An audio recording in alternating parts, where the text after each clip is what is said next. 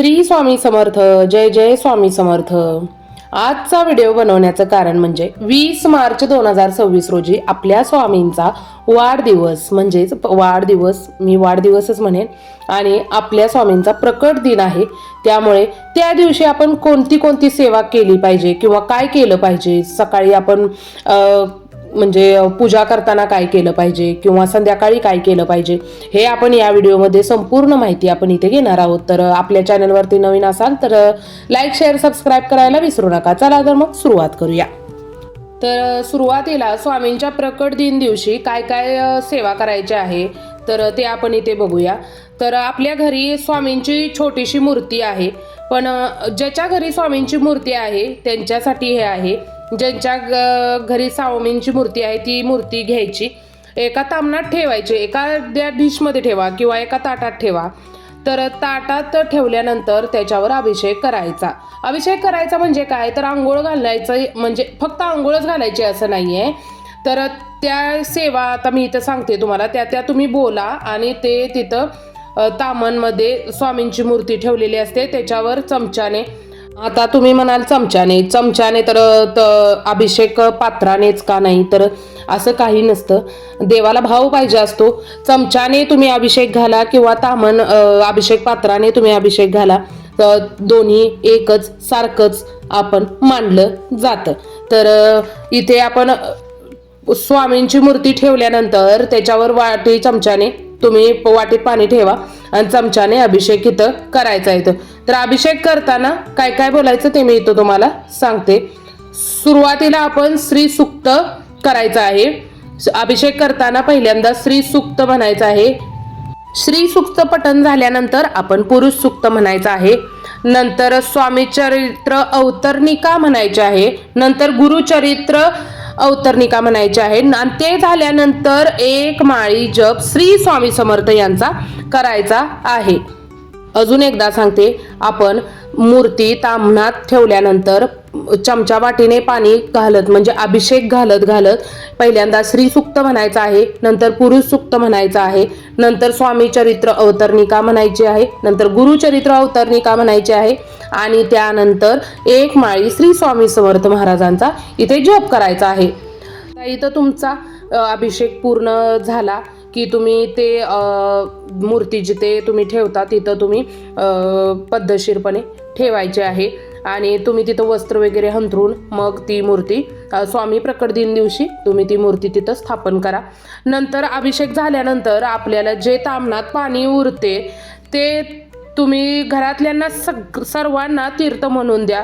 तुमच्या घरात जेवढे पण मेंबर आहेत, कधी बरं वाटत नसते, कधी अडचणी आलेल्या असतात, कधी निगेटिव्ह ऑरा असतोय, तेव्हा हे पाणी तीर्थ म्हणून तुम्ही सगळ्यांना घरात द्या. घरी शिंपडा थोडंफार, तर हे सगळ्यांना तुमची निगेटिव्हिटी, तुमची अडचण असेल तर ते पूर्णपणे कमी होते.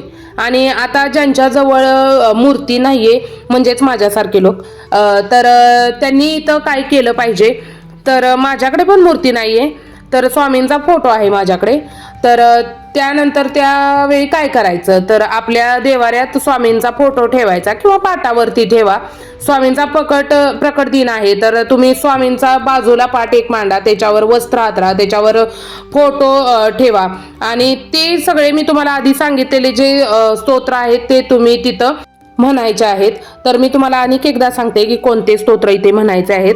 श्री सूक्त म्हणायचं आहे, नंतर पुरुष सूक्त म्हणायचं आहे, स्वामी चरित्र अवतरणिका म्हणायची आहे, गुरुचरित्र अवतरणिका म्हणायची आहे, आणि त्यानंतर एक माळी श्री स्वामी समर्थ नामाचा जप करायचा आहे.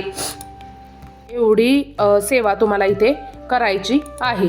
आणि त्याच्याच बरोबर मला तुम्हाला एक सांगायचं आहे की हे सगळ्या सेवा करून तुमच्याकडून जर शक्य होत असेल तर श्री स्वामी समर्थ चरित्र पारायण तुम्ही इथं करायचं आहे. पारायण म्हणजे काय, तर एक पठण करायचं आहे. एक पाठ म्हणजे की तुम्ही 1 ते 21 अध्याय एका बसत्या ठिकाणी तुम्ही इथे पूर्ण करायचे आहेत. जर तुम्हाला वेळ असेल तर, तुम्ही नाही केले तरी चालतंय, पण केले तर एकदम उत्तम आहे. स्वामी प्रकट दिना दिवशी देवाची जेवढी पण पूजा तुम्ही कराल ती थेट देवापर्यंत पोहोचणारच आहे. त्यासाठी तुम्हाला जमलं तर नक्की ही पण सेवा त्यामध्ये ॲड करा. आणि समजा तुम्ही स्वामी चरित्र सारामृताचं पठण केलं, एक पाठ केलाच, तर मग त्यानंतर 11 माळी जप तुम्ही शक्यतो करा. नाही जमलं तर एक 3 माळी जप तुम्ही इथे करा. आणि यानंतर आता हे सगळं करून झालं, अभिषेक करून झालं, श्रीसूक्त वगैरे म्हणून झालं, तर यानंतर आपण पंचोपचार पूजा स्वामींची करायची आहे. तर पंचोपचार पूजा करायची म्हणजे काय करायचं, तर त्यांना अष्टगंध लावायचा, नंतर केशरयुक्त अष्टगंध असेल ते लावायचे, चंदन लावायचे, तुमच्याकडे जे काही अवेलेबल असेल ते तुम्ही इथे लावायचं आहे. हळदी कुंकू लावलं तरी चालेल, पण अष्टगंधच चांगला लावलेला. नंतर फुलं व्हायची आहेत. नंतर पंचोपचार पूजा म्हणजे काय, तर हे सगळं तुम्ही इथं करायचं आहे. स्वामींची आरती म्हणायची असते. तर आता तुम्ही आरती कशी म्हणायची, म्हणजे आम्हाला तर पाठ नाहीये, तर असं काही नसतंय की आरती तुम्ही गुगलवरती सर्च केलं किंवा यूट्यूबवरती सर्च केलं तर तुम्हाला आरती सापडून जाईल. यूट्यूबवरती सगळ्या सेवा तुम्हाला इथं मिळतील, नक्की सापडतील. तर हे झाल्यावरती पंचोपचार पूजा करून झालं, गोडाचा नैवेद्य दाखवायचा आहे. तुम्ही कोणतेही गोड करा. तर त्यानंतर गोडाचा नैवेद्य झाल्यानंतर आधी आरती करा, नंतर नैवेद्य दाखवा. ते सकाळी पाठ केला तुम्ही, दिवसभरातून तुम्ही एक पाठ करायचा आहे आणि 11 माळी श्री स्वामी समर्थांचा जप तिथे करायचा आहे. आणि तुम्हाला इथे एक सांगू का, ज्यांना स्वामींना काहीतरी अर्पण करायचं आहे किंवा स्वामींसाठी आपल्याला काहीतरी करावं वाटतं, तर आजचा हा दिवस आहे. आजचा म्हणजे काय, तर 20 मार्च 2026 रोजीचा हा दिवस आहे. तुम्ही स्वामींसाठी काहीतरी करू शकता. काय तुमच्याकडून काही स्वामींना हवं नसतंय, फक्त तुमचा भाव हवा असतोय, आनंदी भाव तुमचा हवा असतोय. तुम्ही अनन्य भावाने स्वामींची सेवा करा. हाच तो दिवस आहे. नवीन सेवेकरी जे आहेत किंवा त्यांना स्वामींची सेवा करायची आहे किंवा त्यांची खूप इच्छा आहे सारामृत वाचायची, नव्यानं सुरुवात करायची आहे, तर हे खरंच तुम्ही तो दिवस निवडा आणि त्या दिवसापासून तुम्ही स्वामींची सेवा पूर्णपणे स्वामींवर तुमचं जीवन जे काही आहे ते स्वामींवर अर्पण करा. स्वामींच्यावर सोडा थोडक्यात. तर तुम्ही बघा तुमच्या मध्ये किती बदल घडून येतात. स्वामी चरित्र सारामृत वाचा. बाकीचं काही जमलं नाही तरी चालेल, तर तुम्हाला तेही जमलं नाही तर 11 माळी जप करा. 11 माळी नाही जमला तरी 3 माळी जप करा. पण या दिवशी तुम्ही स्वामींची कोणतीही ना कोणती तरी सेवा तुम्ही नक्की इथे करा. तर स्वामींना काही नको असते, फक्त तुमचा भाव हवा असतोय. तर या दिवशी तुम्ही संकल्प करायचा आहे. संकल्प सकाळी करायचा. काय करायचं, तर हातामध्ये पाणी घ्यायचं. स्वामी, माझ्याकडे तुमच्यासाठी देण्यासाठी काही नाहीये. मी मनापासून तुमची सेवा करते आणि फक्त मला प्रचिती द्या. माझे चांगलं होतंय, मी समाधानी आहे या सगळ्यात, पण मी तुमची सेवा मला करावीशी वाटते म्हणून मी तुमची सेवा करते. त्यामुळे माझ्यावरती लक्ष असू द्या, एवढंच तुम्ही इथे म्हणायचं आहे. आणि एक असा प्रश्न असतोय की स्वामींची आम्ही सेवा करतो किंवा आम्ही रोजचं हे करतो ते करतो, मग आम्हाला प्रचिती काय येत नाही किंवा काय. तसं नसतं. तुम्ही मनापासून तुमच्या आनंदी भावाने जेव्हा तुम्ही ती सेवा करता तेव्हा ती देवापर्यंत पोहोचतच असते. असं नाही की त्यानंतर लगेचच प्रचिती आली पाहिजे. तूप खाल्लं की रूप कधी येत नाही, त्याला वेळ लागतो. पण तुम्ही जेवढ्या पण सेवा करत असता त्याची नोंदणी कुठं ना कुठं तर होत असत्या. तुम्ही फक्त निस्वार्थ भावाने हे सर्व करायचं आहे. तुम्हाला एक नाही एक दिवस तुम्ही जेव्हा कुठे पण अडकशिला तेव्हा स्वामी धावत तुमच्यापाशी येणारच आहेत. एवढं लक्षात ठेवून तुम्ही हे करायचं आहे. स्वार्थासाठी काहीही करायचं नाहीये. आपल्याला स्वार्थ सोडून देऊन या गोष्टी करायच्या आहेत. धन्यवाद म्हणण्यासाठी, देवाला एक प्रकारचा धन्यवाद म्हणण्यासाठी तुम्ही ह्या गोष्टी करत आहात, एवढं लक्षात ठेवा. सेवा करताना तुम्ही निस्वार्थ सेवा करता आणि हाच तो दिवस आहे 20 मार्च 2026. त्या दिवशी तुम्ही मनापासून सेवा करा. नक्की सेवा तुम्ही चालू करा. अनन्य भावाने तुम्ही ही सेवा त्यांना अर्पण करा.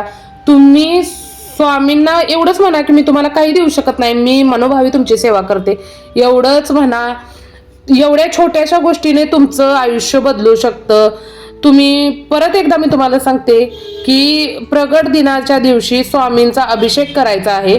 त्यांनी ज्याच्याकडे मूर्ती असेल त्यांनी, ज्याच्याकडे फोटो असेल त्यांनी ते श्री सूक्त, पुरुष सूक्त, गुरुचरित्र अवतरणिका, स्वामी चरित्र अवतरणिका आणि एक स्वामी समर्थांची जपमाळ तुम्ही हे करायचे आहे.